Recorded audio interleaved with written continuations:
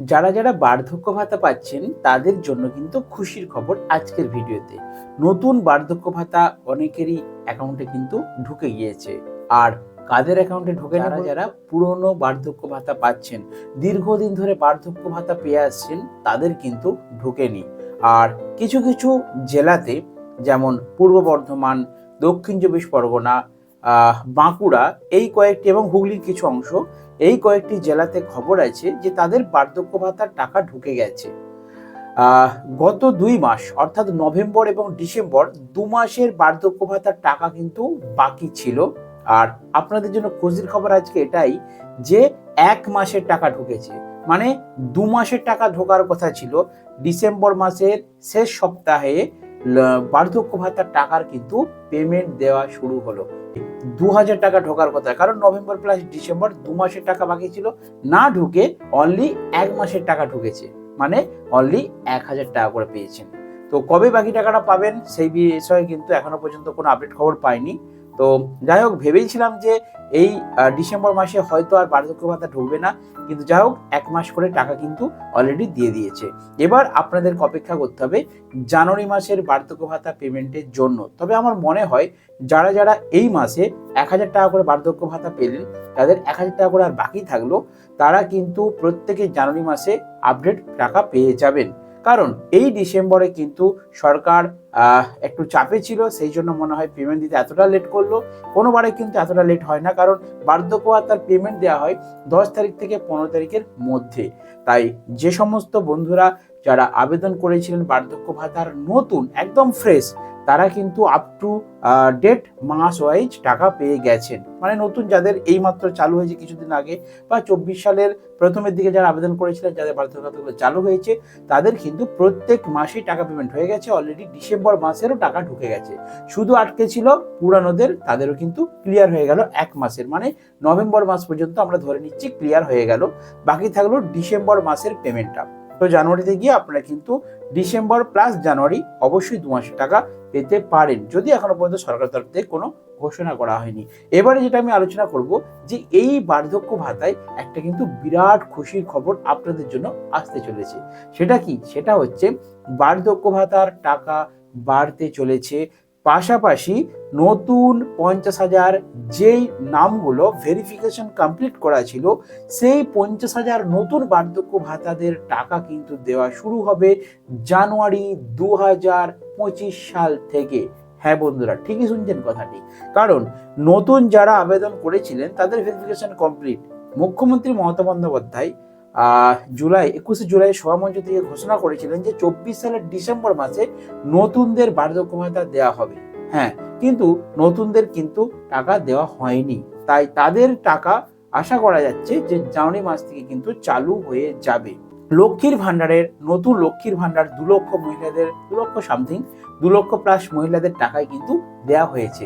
তাই বার্ধক্য ভাতা যেহেতু ডিসেম্বর মাসে দেওয়া হলো না নতুনদের, সেহেতু আশা করা যাচ্ছে জানুয়ারি মাসের প্রথম সপ্তাহে অর্থাৎ 1 তারিখ থেকে 3 তারিখ এর মধ্যে লক্ষ্মী ভান্ডার টাকা দেওয়া হয়, এবং 5 তারিখ থেকে 10 তারিখের মধ্যে আপনাদের বার্ধক্য ভাতার টাকা কিন্তু অ্যালট করা হয়। জানুয়ারি মাসের 5 তারিখ থেকে 10 তারিখের মধ্যে পুরানো যারা যারা বাকি রইল, অর্থাৎ ডিসেম্বর প্লাস জানুয়ারি 2 মাসের টাকা একসাথে পাবেন।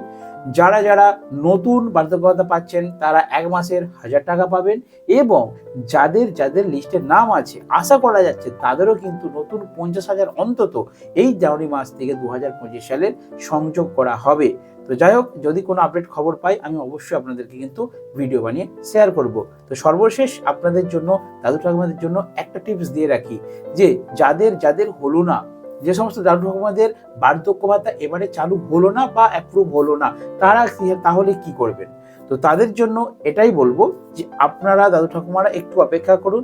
আপনাদের এতদিন যখন রিজেক্ট হয়ে গেছে, এতদিন আপনারা বারবার আবেদন করা সত্ত্বেও যেহেতু বার্ধক্য ভাতার টাকা পাননি, সেহেতু আপনাদের এবারে আমি একটা কথাই বলবো, এই আপনাদের শেষ চান্স। আপনারা সব ভুলে নতুন করে, আমি কথা দিচ্ছি, নতুন করে আপনারা দুয়ারে সরকার ক্যাম্পে আবার ডকুমেন্ট জমা দিন। ঠিক আছে, দুয়ারে সরকার আপনার রাজ্যে হচ্ছে, আপনার জেলায় হচ্ছে না, তো কোনো অসুবিধা নেই। আপনি জানুয়ারি মাসে ফ্রেশ ভাবে সমস্ত ডকুমেন্টস নিয়ে আপনার হয় পঞ্চায়েত নয় মিউনিসিপ্যালিটি, আপনি আপনার নিকটবর্তী অফিসে যান এবং সঠিক তথ্য নিয়ে সঠিক ডকুমেন্টস নিয়ে যেভাবে জমা দিয়েছিলেন আপনারা আশা করি জানেন। তো সঠিক ডকুমেন্টস নিয়ে আপনারা পুনরায় আবার আবেদন করুন। আশা করা যায় আপনাদের এবারে কিন্তু আবেদনটি মঞ্জুর করে দেওয়া হবে, কারণ জানুয়ারি থেকে নতুন রুলস চালু হচ্ছে। আর তার পাশাপাশি বলি যে এই বার্ধক্য ভাতার টাকা কিন্তু বাড়তে পারে। আরেকটা কথা বলি, দুয়ারে সরকার ক্যাম্প আপনারা হয়তো ভাবছেন কবে থেকে চালু হবে। মুখ্যমন্ত্রী মমতা বন্দ্যোপাধ্যায় বলেছিলেন এটাও যে ডিসেম্বর মাসে দুয়ারে সরকার ক্যাম্প হবে, কিন্তু হয়তো কাজের চাপে, কারণ নতুন লক্ষ্মীর ভান্ডারটা অ্যালট করতেই কিন্তু সারা মাস লেগে গেছে। প্রায় 2 লক্ষ প্লাস লক্ষ্মী ভান্ডার নতুন অ্যাপ্রুভ করা হয়েছে, তো সেই কাজের চাপে হয়তো করা হয়নি। তাছাড়াও একটা শ্রমিক লোনের কাজ চলছিল এই ডিসেম্বর মাসে, তাই আশা করা যাচ্ছে জানুয়ারি মাসের প্রথম সপ্তাহ বেরোলেই দ্বিতীয় সপ্তাহ কিন্তু কোনো একটা ডেট করে নবান্ন নিউজে কিন্তু ঘোষণা হবে যে দুয়ারে সরকার ক্যাম্প চালু হবে। আমি যখনই খবর পাবো আপনাদেরকে দুয়ারে সরকার ক্যাম্পের বিস্তারিত নিউজ আপনাদেরকে ভিডিও বানিয়ে শেয়ার করব। আচ্ছা, এবারে শেষ যেটা আপনাদেরকে বলবো যে ডকুমেন্টসগত সমস্যা। দেখুন, অনেকে জমা দিয়েছে বার্ধক্য ভাতা কিন্তু অ্যাপ্রুভ হয়নি, টাকা পাননি ওনাদের হাতে। তো তাদের জন্য বলবো আপনার ডকুমেন্টসগুলো একবারটি চেক করুন। অর্থাৎ আপনারা যে অ্যাকাউন্ট দেবেন ভালো করে পয়েন্টগুলো লক্ষ্য রাখুন। যারা নতুন করবেন বা করেছেন তারা আরেকবার মিলিয়ে নিন, এবং নতুন যারা করবেন তারা সংগ্রহ করে রাখুন।